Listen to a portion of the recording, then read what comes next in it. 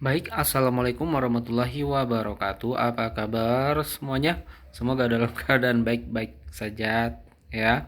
Nah, hari ini minggu kemarin kita sudah membahas tentang software ya, tentang perangkat lunak, dan kemudian juga kemarin kita sempat menyinggung bahwa apa sih yang melatar belakangi kenapa adanya rekayasa perangkat lunak gitu ya teman-teman, bahwa dapat disimpulkan kemarin itu ya karena ini tadi penyebabnya ya. Review dikit lagi ya kan, nah karena ini ya kan, karena harga perangkat lunak, karena perangkat lunak yang baik dan sesuai kebutuhan itu sudah langka dan sulit ditemukan ya, sesuai. Kemudian krisis perangkat lunak dan kegagalan perangkat lunak. Apa ini yang menyebabkan? Karena SDM yang paham tentang programmer misalnya, apa analis misalnya jarang teman-teman. Maka diciptakanlah yang namanya perangkat lunak gitu ya, rekayasa perangkat lunak gitu ya. Nah, kemarin kita sudah membahas tentang apa sih pengertian dari merekayasa perangkat lunak. Ternyata dari pengertiannya itu yaitu disiplin ilmu yang membahas semua aspek produksi perangkat lunak, mulai dari tahap awal menentukan spesifikasinya, kemudian didesain, kemudian dikonstruksi menjadi bahasa pemrograman, menjadi sebuah aplikasi software baru gitu ya. Kemudian di testing ya, diimplementasikan sampailah ke tahapan pemeliharaannya. Jadi merekayasa perangkat lunak ini adalah tahapan yang dimulai memang dari awal gitu ya teman-teman, dari awal sampai ke pemeliharaannya. Nah, seperti itu kemarin ya. Nah, kemudian kita juga udah sempat mengilustrasikannya bagaimana sih konsep dari rekayasa perangkat lunak ini sebenarnya. Kalau kemarin tadi itu pengertiannya, nah kita ilustrasikan minggu lalu udah diilustrasikan bahwa ternyata butuh yang namanya tim gitu ya. Kita butuh yang namanya sistem, ada ada butuh yang namanya sistem, butuh yang namanya tim gitu ya. Kemudian dikembangkan, akhirnya di sini ketemu bahwa bagian ini kita butuh bagian ini, di bagian ini kita butuh bagian ini, di bagian ini kita butuh bagian yang paham di bidang tersebut ya. Kemudian itulah yang kita kombinasikan dan kerjasama sehingga terbentuklah yang namanya software tadi gitu ya teman-teman, dan akhirnya bisa digunakan oleh khalayak umum sesuai dengan tujuannya tadi. Itulah, seperti itulah konsep dari software engineering ini, rekayasa perangkat lunak gitu. Nah, ini adalah ilustrasinya waktu itu ya kan, bagaimana tantangan dalam kita membangun sebuah sistem yang besar ya, yang kata user seperti ini gambarannya, yang kita tangkap seperti ini, dan hasilnya seperti ini gitu ya. Panjang hasilnya sebenarnya, yang diminta user hanya seperti ini gitu ya. Nah, inilah tantangannya dalam kita membangun sebuah sistem atau membuat sebuah software, itu hal yang biasa terjadi teman-teman ya. Nah, sekarang kita akan membahas tentang, jadi udah tahu ya kenapa adanya rekayasa perangkat lunak itu ya. Nah, caranya namanya juga disiplin ilmu gitu ya, namanya juga rekayasa perangkat lunak, yang mana dimulai dari tahapan awal sampai tahapan akhir gitu. Nah, tapi bagaimana sih caranya agar semuanya itu tersusun rapi? Maksudnya tahapan dari awal yang dia mulai sampai tahapan akhir tetap fokus dan berada di dalam merengnya, berada di dalam kerangkanya, berada di dalam wilayahnya gitu, agar nggak ngambang dan tidak sampai dengan maksudnya tidak menyampai sampai tujuan gitu ya. Nah, hal apa yang perlu diperhatikan dan perlu diimplementasikan dalam kita membangun atau merekayasa perangkat lunak gitu ya.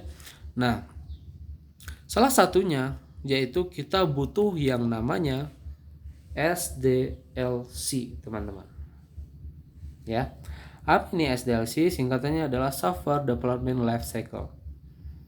Ini adalah, nih kita baca ya, pengertiannya adalah SDLC adalah proses mengembangkan atau mengubah sebuah sistem perangkat lunak dengan menggunakan model-model atau metodologi yang digunakan orang untuk mengembangkan sistem-sistem perangkat lunak sebelumnya. Tujuannya apa? Ada SDLC teman-teman. Adanya ada SDLC tadi agar tidak ngambang gitu loh. Penelitian kita tetap fokus berada di jalurnya gitu. Tahapan dari awal sampai akhir. Ya, jadi kita butuh ada kerangkanya gitu. Agar kita tetap fokus dengan dan stay di sana dan tidak ngambang dan tidak berubah tujuannya. Maka kita butuh yang namanya kerangka. Salah satu kerangkanya itu yaitu adalah modelnya itu adalah disiplin dari SDLC. Oke, paham ya? Jadi kita ingin punya ada sistem dan kita ingin merekayasanya. Berarti kita udah masuk tahapan software engineering. Nah, agar kita nggak kemana-mana, maka kita butuh kerangka di dalamnya. Ada butuh frameworknya agar kita tetap stay dan fokus di sana. Salah apa itu? Yaitu SDLC-nya. Paham ya? Ilustrasinya seperti ini. Nah, kita lihat SDLC pada umumnya itu memiliki 4 tahapan, teman-teman. Ada tahapan planning, tahapan analisis, tahapan desain, dan implementasi. Mungkin sebelumnya pernah dijelaskan ya di ADBO, dan di sini kita ulas lagi. Ya, tahapan ini adalah kerangkanya, teman-teman. Ya, modelnya agar apa? Agar yang kita rancang tadi itu nggak kemana-mana dan sampai dengan tujuannya. Yang mana tadi katanya RPL itu adalah mulai tahapannya itu dibahas tuh disiplin ilmu yang dibahas dari tahapan awalnya sampai tahapan pemeliharaannya, tahapan akhir. Berarti sama halnya dengan SDLC ini. Kita punya model dari SDLC yang seperti ini. Ada planning, ada analis, ada desain, dan implementasi. Jadi, apa yang gambaran yang kita dapat dari software engineering tadi, rekayasa perangkat lunak, kita buatkan model-modelnya dalam bentuk SDLC dengan menggunakan bantuan SDLC. Nah, gitu, seperti itu kira-kira. Jadi tahapan awal mungkin dia masuk ke tahapan planning. Ya, kalau udah masuk tahapannya dia udah mulai menganalisa, mulai masuk dia ke tahapan analisis. Kalau dia udah mulai masuk mendesain, merancang gitu ya, mulai udah kelihatan apa-apa yang dibutuhkan, kemudian diimplementasikan rancangan-rancangan itu udah masuk ke desain dia. Kemudian hasil rancangannya tersebut misalnya udah jadi nih, hasil rancangannya dia, gambarnya dia ini udah jadi. Berarti kita tinggal terjemahkan, diimplementasikanlah dia dalam bentuk bahasa pemrograman baru, software baru nih yang terbentuk nih. Inilah yang disebut dengan rekayasa perangkat lunak. Kenapa? Karena dia menghasilkan software baru gitu loh. Ya, diimplementasikan, kemudian di sini diuji. Kemudian di sini dilakukan pemeliharaan. Kenapa dia kembali seperti ini, Pak? Mutar dia seperti ini karena di sini ada konsep pemeliharaannya. SDLC itu nggak hanya semata-mata hanya program udah jadi dan selesai, enggak, teman-teman. Dia akan berlanjut terus. Ya, di sini nanti akan ada implementasinya, pemeliharaannya. Pada satu saat nanti ternyata ada nih, mungkin program yang udah jadi udah berjalan selama setahun misalnya, teman-teman ya. Nah, kemudian dari hal tersebut ada mungkin bagian dari software tersebut yang perlu ditambahkan misalnya. Atau ada nih fasilitas yang harus ditambahkan di dalamnya. Otomatis kita masuk ke tahapan pemeliharaan lagi. Ya enggak, mutar lagi. Berarti ada sistem baru yang harus kita selipkan nih di dalamnya. Berarti dia butuh planning lagi, kemudian dianalisa lagi apa yang dibutuhkan tersebut, kebutuhannya yang seperti apa, kemudian apa aja yang harus dimasukkan di dalamnya, kemudian dirancang lagi, kemudian diimplementasikan lagi menjadi sistem yang lebih baru lagi. Ya, ini prinsip ini kan sama seperti software yang pernah kita coba, teman-teman. Contohnya yang paling sederhana yaitu Smadaf, aplikasi buatan Indonesia ya, aplikasi antivirus gitu ya, Smadaf. Kan kita implementasikan, kita gunakan ya kan, kita gunakan, udah kita sebagai user kita menggunakan. Kan pihak dari developer, perancang dari Smadaf tersebut kan ada, nanti akan ada kayaknya ditambahkan lagi nih fasilitas terbaru, atau mungkin dia udah ketemu virus-virus terbaru. Berarti kita harus meningkatkan lagi performa dari Smadaf ini. Masuk ke tahapan planning lagi dia. Dianalisis lagi, didesain lagi, masuk diimplementasikan lagi. Kemudian diupdate lagi dia, mungkin ada lebih tinggi lagi performanya, di planning lagi, dianalisis lagi, didesain lagi, implementasi lagi. Muter seperti ini terus, teman-teman. Ya. Nah, inilah yang disebut dengan SDLC. Inilah yang disebut dengan software engineering. Oke. Jadi kalau kita udah masuk ke ranah software engineering, kita butuh yang namanya model panduannya kita, kerangkanya kita, agar kita nggak kemana-mana dan kita fokus dengan apa yang kita kerjakan, ya. Nah seperti itu. Inilah tujuan dengan adanya software development life cycle. Oke, paham teman-teman? Moga-moga paham. Nah, mungkin dari kalian banyak yang melihat bahwa mungkin dari kakak-kakak senior mungkin, atau mungkin dari referensi atau dari jurnal atau dari buku, kalian menemukan hal-hal seperti ini. Oke, ya, yang dimana di dalamnya itu memiliki tahapan-tahapan juga ternyata kalau diperhatikannya, enggak, ya kan? Nih, dan sama seperti gambar di samping ini, ya kan? Nah, apa ini maksudnya, Pak? Kalau misalnya mau SDLC itu hanya sebatas 4 poin ini. Kalau misalnya kalian lihat seperti ini adalah penjabarannya. Seorang peneliti ingin membuat lebih detail lagi bagaimana tahapan-tahapan yang ingin dia lalui, teman-teman. Gitu. Yang dimana semua yang tampilan yang seperti ini, detail seperti ini dasarnya itu adalah dari SDLC ini, gitu loh. Ya, contohnya ini studi literatur, berarti dia didetailkan nih di sini oleh peneliti ini, didetailkannya. Ada di sini tahapan studi literatur yang dimana sini kan nggak kelihatan ya, nggak kelihatan loh ya. Nah, kemudian pengumpulan data, analisis sistem, mengembangkan sistem, pembuatan laporan. Ya, nah sekarang ilustrasinya coba kita gandeng dengan tahapan keempat SDLC ini. Maka bagian ini studi literatur, ya, mengumpulkan data, menganalisa sistem, ini sudah masuk ke tahapan studi literatur dah, ya. Itu udah masuk ke tahapan planning dan analisa di sini, ya. Nah, kemudian bagian dari analisa sistem, pengembangan sistem, ini sudah masuk ke tahapan desain sama dia. Oke, paham ya? Nah, pengembangan sistem, ya, mungkin lagi mengkonstruksikan menjadi codingan gitu ya, menjadi program. Pengembangan sistem ini udah masuk di mana pengembangan sistem ini nanti dikembangkan, udah jadi software, kemudian dilakukan pengujian, diimplementasikan, ini sudah masuk ke tahapan pengimplementasian. Tahapan laporan, pembuatan laporan ini sudah masuk ke tahapan implementasi. Pengembangan sistem, pembuatan laporan ini masuk ke tahapan implementasi, teman-teman. Jadi sebenarnya kalau kita membaca hal seperti ini, ya, ini adalah penjabaran dari SDLC sebenarnya. Hanya saja seorang peneliti harus mendetailkannya menjadi hal yang lebih rinci, teman-teman. Ya, agar kelihatannya di bagian planning ini dia ngapain, di bagian analisis ini dia ngapain, di bagian desain dia ngapain. Gitu loh maksudnya. Jadi jangan salah kalian, Pak, kenapa ya saya nggak apa gitu. Saya pernah ngeliat kayak gini. Kemudian yang dia Bapak ajarin ada yang kayak gini gitu loh. Kenapa orang kayaknya banyak yang kayak gini, Pak? Ingat teman-teman, ini bukan berarti ini dia bukan menggunakan tahapan SDLC, bukan. Dia tetap menggunakan konsep SDLC, hanya saja di sini itu didetailkan dan dirinci. Sehingga tampillah tampilan tahapan-tahapan seperti ini.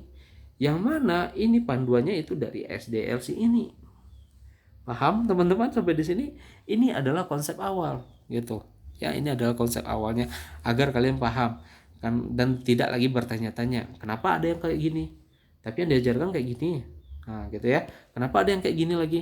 Misalnya kayak gini nih. Sedangkan yang diajarkan kayak gini. Nah, kita lihat lagi nih contoh yang seperti ini.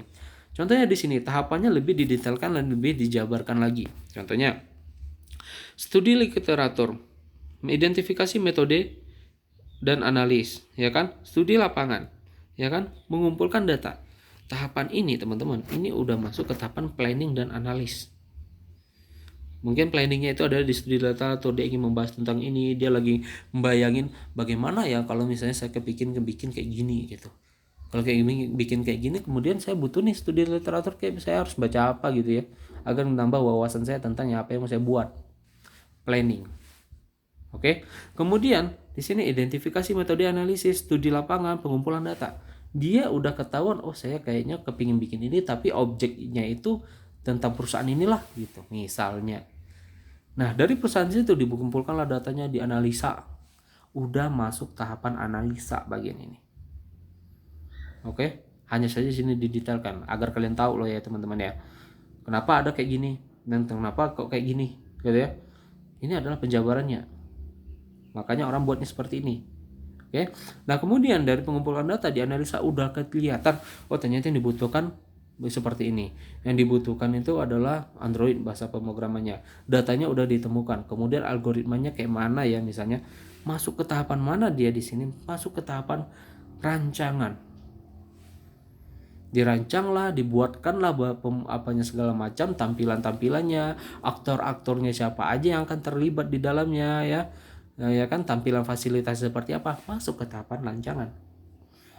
Kemudian rancangannya udah jadi misalnya, kemudian diterjemahkan ke dalam bahasa pemrograman.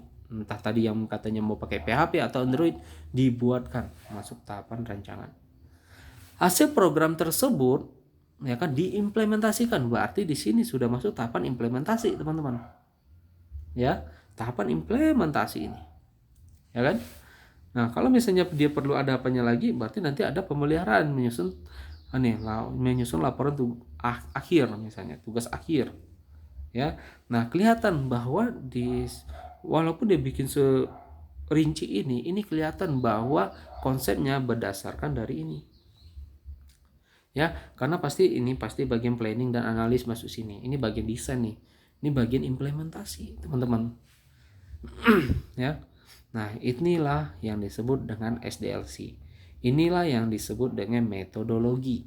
Oke, paham sampai di sini konsepnya? Jadi banyak orang yang menyimpulkan hal-hal seperti ini disebut dengan kerangka kerja atau metodologi. Ya, yang mana konsep hal seperti ini itu berdasarkan pada SDLC. Ya. Nah, itulah kenapa ini ada seperti ini. Karena ini adalah dijabarkan oleh peneliti. Dan wajibnya bagi kalian itu ya memang dijabarkan. Tidak hanya seperti ini yang kalian buat. Planning, analis, desain, implementasi. Nanti ditanya planning ini kalian ngapain? Ini loh yang bakal ditanya detailnya. Makanya akhirnya nanti analis ditanya, ini kebutuhannya kayak mana analis? Apa aja yang dibutuhin gitu loh. Masalahnya apa? Gitu. Solusinya gimana? Ya kan? Kemudian bagian desain nanti ditanya, ini desainnya kayak mana? Pakai apa gitu loh. Ya kan, nanti ditanya bahasa pemrograman seperti apa, pengkodingannya nanti seperti apa, hasil akhirnya nanti implementasi seperti apa gitu. Makanya terbentuklah yang seperti yang kalian lihat ini teman-teman. Itu ya, paham ya konsepnya seperti ini ya. Nah, sekarang kita lihat lagi. Nah, contohnya seperti ini. Nanti kalian ketemu kerangka kerjaan seperti ini, metodologi penelitian seperti ini. Ini apa maksudnya? Ini sama seperti tadi, hanya saja didetailkan. Konsepnya tetap SDLC, tetapi didetailkan. Ya, ini adalah salah satu contoh dari tesis saya, di mana metodologi penelitian kerangka kerja saya itu seperti ini. Ya, kalau kita jabarkan, kalau kita bikin dia lebih simple, identifikasi masalah, menganalisa masalah, menentukan tujuan penelitian, mempelajari struktur. Ya kan, ini adalah masuk ke tahapan analisa, planning dan analisa. Planningnya mungkin di awal, mengidentifikasi masalah. Kenapa? Karena di situ namanya kita tesis, pasti kita harus mempunyai suatu objek yang dijadikan sebuah tesis, ya kan? Situ adalah planningnya. Saya mau bikin apa ya, gitu loh intinya. Saya mau bahas tentang apa ya. Nah, ketemu nih, saya kepinginnya kayaknya sistem pakar deh. Oke, dari sistem pakar itu saya kepinginnya meneliti apa gitu loh, objeknya apa gitu loh. Yang jadi masalahnya sekarang itu apa? Nah, ketemu planning. Oke, kita udah ditetapkan di situ bahwa saya kepingin tesisnya adalah tentang sistem pakar. Dari hal tersebut, kemudian dicari analisa masalahnya. Ya kan, berarti masuk tahapan analisa nih di sini, bagian sini. Dimana di situ masalahnya ketemu, oh ternyata saya butuh dari yang mau saya bikin tuh tujuannya mau seperti apa. Kemudian yang saya butuh yaitu mempelajari dulu studi literaturnya nih. Kayaknya saya kurang banyak tahu tentang sistem pakar. Ya. Nah, kemudian saya butuh mengumpulkan data yang tentang objek penelitian saya nih. Ya kan? Nah, jadi ini kelihatan bahwa sini adalah tahapan menganalisa. Kalau udah ketemu kebutuhan-kebutuhan tadi, barulah masuk ke tahapan merancang. Dimana dari sistem pakar yang saya bangun tadi ketemu datanya dari sumbernya, misalnya perusahaan yang saya teliti, dapatlah datanya. Kemudian kita proses bagaimana perancangannya. Ya kan, bagaimana penerapan sistem pakar ini dari objek penelitiannya. masuk ke tahapan perancangan. Kemudian hasil jadinya itu, oh ini yang saya temukan, simpulan algoritma yang saya temukan. Udah goal nih hasilnya. Tetapi masih dalam bentuk manual. Bagaimana caranya agar menjadi sebuah software baru? Maka kita implementasikanlah dia sistem Pakar ini. Kita coding dia, kita uji dia, kita implementasikan dia. Masuk tahapan implementasi. Ya kan?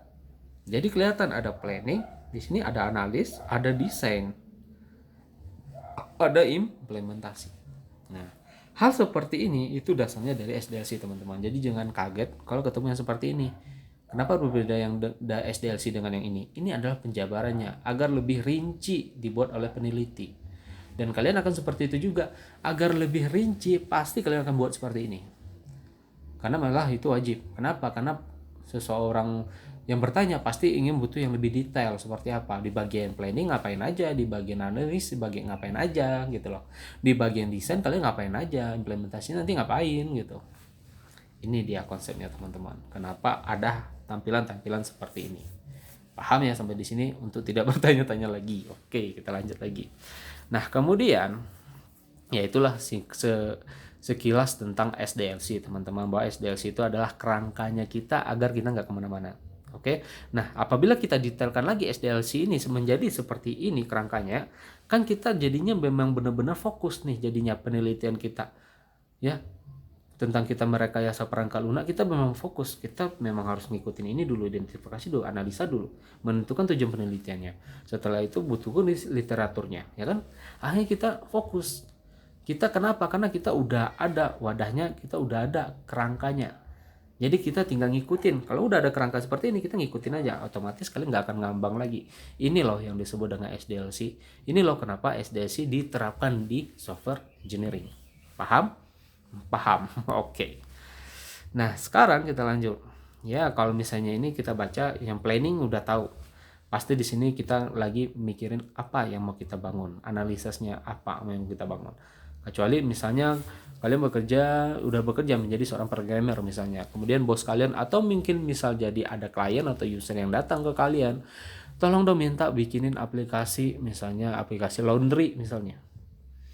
Oke, berarti planningnya itu dari dia, berarti kita dikasih objeknya itu aplikasi laundry, otomatis kita langsung tahapan analisa.